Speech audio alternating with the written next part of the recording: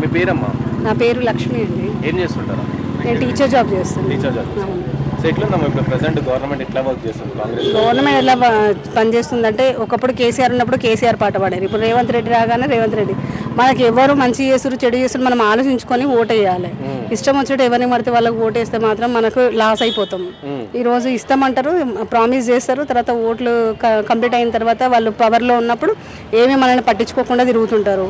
Free bus అన్నారు, ఇప్పుడు ఎంతమంది లాస్ అవుతున్నారు ఫ్రీ బస్ వల్ల? ఆటో వాళ్ళు ప్రతి ఒక్కరు ఎంత ఇబ్బంది పడుతున్నారు. వాళ్ళకి ఏం గిరాకు లేదు. లేడీస్కి బెనిఫిటే. ప్లస్ పాయింట్ ఏంటంటే మీరు ఫ్యామిలీ నడిపించేటోళ్ళు ఎవరు? యజమాని. ఆడవాళ్ళకి ఫ్రీ అయితే ఏం చేస్తున్నారు? ఇష్టం వచ్చినట్టు కొట్టుకుంటున్నారు. మీడియా వాళ్ళు కూడా చూశారు, మీరంతా కూడా వెళ్ళి చెప్పారు. అయినా ఆడవాళ్ళు ఆగుతున్నారా? తిరుగుతున్నారు, అక్కడ అంటారు ఇక్కడ అంటారు, యాత్ర అంటారు, వెళ్తున్నారు. అలా వెళ్ళడం కరెక్ట్ కాదు కదా. ఇప్పుడు ఒక ఫ్యామిలీని మెయింటైన్ చేయాలంటే జెంట్స్కే కదా. ఆటో వాళ్ళకి, క్యాబ్ వాళ్ళకి ఎన్ని ప్రాబ్లమ్స్ వస్తున్నాయి. కొంతమంది సూసైడ్ కూడా చేసుకున్నారు ఇంట్లో వెళ్ళక. అలాంటి ప్రాబ్లమ్స్ రావద్దంటే అందరికి ఈక్వల్గా ఉండాలి. ఆడవాళ్ళు మగవాళ్ళు సమానం అంటారు కరెక్టే, కానీ ఆడవాళ్ళకి ఫ్రీడమ్ ఇచ్చడం వల్ల ఎంత గొడవలు అవుతున్నాయి మీరు చూసారు కదా బస్సులలో. దానివల్ల ప్రాబ్లమ్స్ వస్తున్నాయి. కాబట్టి వాళ్ళు ఫ్రీ పథకాలు ఇవ్వడము అంటే కొన్నిటికి, అంటే ఎవరికైతే ఇప్పుడు మిడిల్ క్లాస్ వాళ్ళు ఉంటారు, లోయర్ క్లాస్ వాళ్ళు ఉంటారు, వాళ్ళకి ఏం బెనిఫిట్ ఉంటుంది? చదువు వల్ల వాళ్ళు జాబులు లేక ఎంతో మంది డిగ్రీలు చేతిలో పట్టుకొని రోడ్ల మీద తిరుగుతున్నారు. అలాంటి వాళ్ళకి జాబ్స్ లేవు. మంచి చదువుకున్న వాళ్ళకి పవర్ ఇస్తున్నారు. ఎవరైనా మీడియా ముందు వచ్చి మాట్లాడినా ఎవరైనా భయపడుతున్నారు. ఎందుకంటే ఏ పవర్లో ఉన్న వాళ్ళు ఏం చేస్తారో, మమ్మల్ని ఏమంటారో అనే భయంతోనే ఉంటున్నారు తప్ప ఈసారి వచ్చిండు ఈ రోజు ఇట్లా మాకు అయ్యిందని ఎవరు చెప్పట్లేదు. హెల్త్ ఇన్సూరెన్స్ లేదు ఇప్పటివరకు, ఎవరికి ఏమో ప్రాఫిట్ లేదు. ఎకరాలు ఉన్నోనికే పైసలు వేస్తున్నారు తప్ప ఏం లేనివానికైతే ఏం లేదు, రూపాయి కూడా ఆదరవు లేదు. మరి అలాంటప్పుడు ఎట్లా ఉండాలి? సమాజంలో మనము గుర్తింపు పొందాలంటే పేదవాళ్ళకి సాయం చేస్తేనే అవుతుంది కదా. ఎక్కడో దగ్గర గొప్పలు చెప్పుకొని ఫోటోలు దిగి పేపర్లలో వస్తే కరెక్ట్ కాదు కదా. దానివల్ల మనకేం ఉపయోగం లేదు. పేదవాళ్ళకి సాయం చేయడం అనేది అంటే ఏమీ లేని వాళ్ళకి ఇల్లు ఇవ్వడము. వాళ్ళు గుర్తించాలి ఎవరికి ఉంది ఎవరికి లేదు. గవర్నమెంట్ జాబ్ ఉన్నాడు కూడా రేషన్ కార్డు ఉంటుంది. అలా కాకుండా న్యాయం చేయాలని మేము కోరుతున్నాం. ఈయన రేవంత్ రెడ్డి, కేసీఆర్ సారా, లేకపోతే ఇంకోసారి ఎవరు వస్తారనేది కాదు. పవర్లో ఉండి మాకు ఎవరు న్యాయం చేస్తారో వాళ్ళకి ఓటేస్తాం అంతే తప్ప ఇష్టం వచ్చేటట్టు ఎవరికి మేము చేయమన్నమాట. అట్లా అన్నారు చాలా మంది, బయట అమ్ముకుంటున్నారని కూడా తెలిసింది. కానీ మేము ఎందుకు బయటకు వస్తలేమని చెప్తే ప్రతిదీ పవర్ చేతులు ఉన్న వాళ్ళదే నడుస్తుంది కాబట్టి మనం ఏం మాట్లాడలేము. వాళ్ళు గుర్తించి ఇస్తేనే మనకు హ్యాపీగా ఫీల్ అవుతాం. డబుల్ బెడ్రూమ్ అంటే అందరికీ రాదు, ఒకరిద్దరికి వస్తుంది. అది కూడా పూర్ పీపుల్స్కి ఇవ్వండి. మిడిల్ క్లాస్ వాళ్ళకి ఇవ్వకున్నా సరే అసలు ఏమీ లేని వాళ్ళకి ఇస్తే బాగుంటుంది కదా అనే ఆలోచన అంతే. అది ప్రభుత్వం ఎందుకు ఇట్లా గుర్తిస్తలేదు? మరి డబుల్ బెడ్రూమ్ ఇన్ని కడుతున్నారు, ఇన్ని కోట్లు శాంక్షన్ అవుతున్నాయి గవర్నమెంట్ నుంచి. మరి ఏం చేస్తున్నారు, ఏం చూస్తున్నారు, అవి ఏం చేస్తున్నారు? కనీసం చక్కగా రోడ్లు కూడా కాలనీలలో, లేకపోతే మేము కార్పొరేటర్ని సంప్రదించి మా పద్మారెడ్డి అన్న ఉన్నాడు, సింగిరెడ్డి పద్మారెడ్డి అని భీమిరెడ్డి నగర్లో ఉన్నారు. ఆ సార్ మాకు సపోర్ట్ చేస్తుండే అన్న ప్రతి ఒక్కటి పట్టించుకొని చేస్తున్నాడు. మరి అట్లాంటి ఒక కార్పొరేటర్ ప్రతి ఒక్క దగ్గర ఉన్నా మంచిగా అవుతుంది. ఏది పట్టించుకోకుండా ఏం చూడకుండా ఉంటే ఎవరిని అడుగుతారు? ఇప్పుడు ఎక్కడి నుంచో నీళ్ళ ప్రాబ్లమ్స్ వస్తున్నాయి, అవి లేడీస్కి ఎన్నో ప్రాబ్లమ్స్ వస్తున్నాయి. కాబట్టి వాటిని అన్నింటినీ గుర్తించి అవి చేయాలి అని చెప్పి ఆడవాళ్ళకి ఫ్రీ అని చెప్పేసి బస్సులో వదిలేస్తే ఎలా ఉంటుంది పరిస్థితి? ఇంట్లో వంటలు కూడా చేయట్లేదు, అక్కడిక్కడ తిరుగుడే సరిపోతుంది షికార్లకు. కాబట్టి కొంచెం ప్రభుత్వం కూడా ఆలోచించి అందరినీ దృష్టిలో పెట్టుకొని వాళ్ళకి కరెక్ట్ అయిన చాయిస్ ఇవ్వాలని నా ఆలోచన. ఏదైనా ఫ్రీగా వస్తుందంటే హ్యాపీగా ఫీల్ అవుతారు ఎవరైనా. ఈ మిడిల్ క్లాస్ వాళ్ళకి ఏంటంటే 0 వస్తే బ్యాలెన్స్ బాగుంటుంది, కరెంట్ బిల్లు తక్కువ ఉంటే బాగుంటుంది, గ్యాస్కి 500 వస్తే బాగుంటుంది అని అనుకుంటున్నారు. కాకపోతే ఏంటంటే ఇప్పుడు 500 గ్యాస్ ఇవ్వాలంటే దానికి తెల్ల రేషన్ కార్డు కావాలంటారు.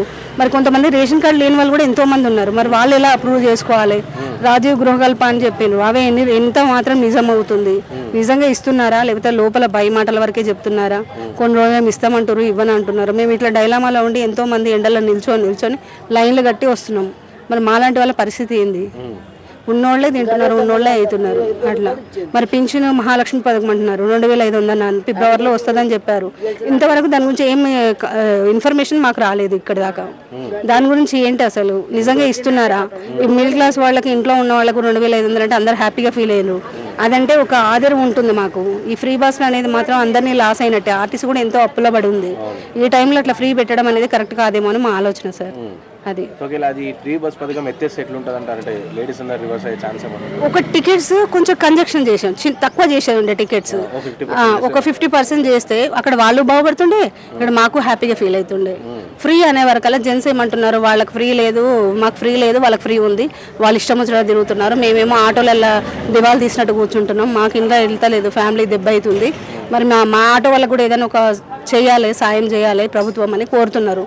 ఎంతవరకు న్యాయం అవుతుంది, ఎంతవరకు అన్యాయం అనేది మనకు తెలియట్లేదు. కానీ రాజకీయాల్లో ఉన్నవాళ్ళు ప్రతి ఒక్కరు హై పొజిషన్లో పవర్లో ఉన్నప్పుడు ప్రతి ఒక్కరు దృష్టిలో పెట్టుకొని ఏ పథకమైనా అమలు చేయాలి. చేసిన తర్వాత ఒకటి, చేయకముందు ఒకటి మాట్లాడితే పబ్లిక్ కూడా నెక్స్ట్ టైం ఎలక్షన్స్లలో గెలిపించారు. అట్లా సెంటర్లో ఎట్లుందా మేడం? సెంటర్లో ప్రధానమంత్రి నరేంద్ర మోదీ ఉన్నారు, ఆయన ఎట్లా? నరేంద్ర మోదీ గారు అంటే తను ఆడపిల్లలకు విద్య గురించి, ఆడవాళ్ళ సంరక్షణ, గ్యాస్ గురించి, ఉచిత గ్యాస్ అని అలాంటి కొన్ని బెనిఫిట్స్ చేస్తున్నారు. ఎవరు గొప్ప అని చెప్పలేం, కానీ ఒక పొజిషన్లో ఉన్నప్పుడు మంచి చేస్తే ఎవరైనా తలుచుకుంటారు, చెడు చేస్తే ఎవరు అడగరు కదా. నరేంద్ర మోదీ మంచిగా చేస్తారు అనిపిస్తుంది. పర్వాలేదు, ఫీల్ బెటర్, అంతే, feel better. So next time ఆయన పిఎంఐ ఛాన్స్ ఉందా? పిఎంఐ ఛాన్స్ ఉన్నా కానీ అందరినీ దృష్టిలో పెట్టుకొని చేయాలి. ఆడవాళ్ళు అని ప్రత్యేకం కాదు, మగవాళ్ళని ప్రత్యేకం కాదు.